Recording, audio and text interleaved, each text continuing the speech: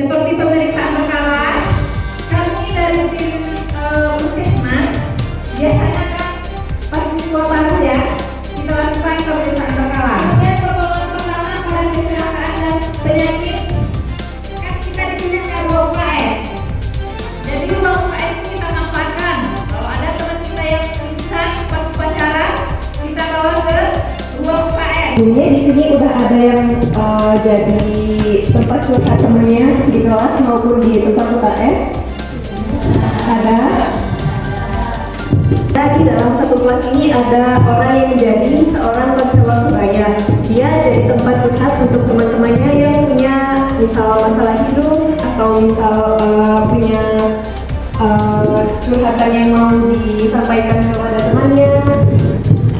Peran konselor sebaya ini jadi benar yang baik.